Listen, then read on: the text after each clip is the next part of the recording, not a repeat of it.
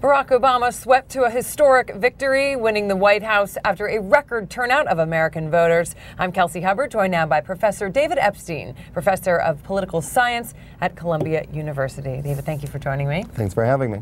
So let's take a look at this. Putting politics aside for a moment, no matter who people voted for, Republicans or Democrats, this is a historic moment that we have our first African-American president. Tell me how you see this as a professor of politics and political science. What does this mean?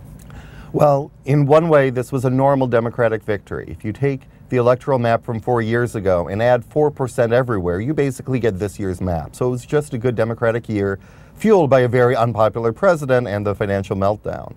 But of course, the fact that it was a victory by an African American who won with that map, including 3 states of the Confederacy, is just unbelievable. I did not think I would see it in my lifetime. So you might say he didn't redraw the political maps, but he did change the landscape.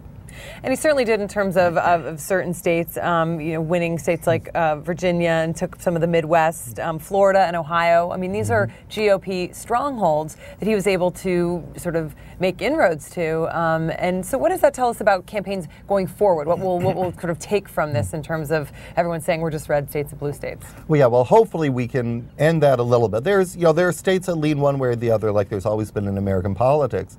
But the economy matters, foreign policy matters, all these things that we care about policy-wise really do matter. And so there's a lot of states that can swing either way.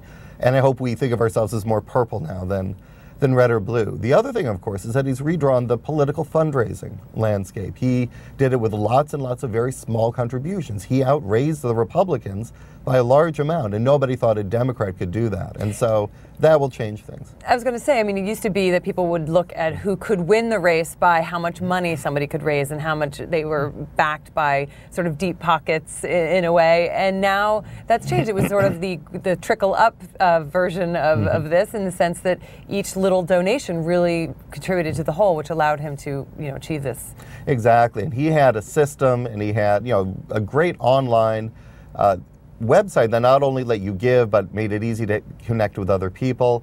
Now, of course, that will be adopted in the future. Nothing succeeds like success. And so I think that will become more of what every candidate will do.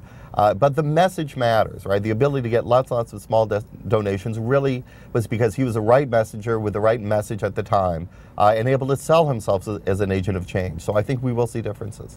In closing, what surprised you the most about this election, and what do you think that the country, the process will take from this and that we'll see in the future that will be changed?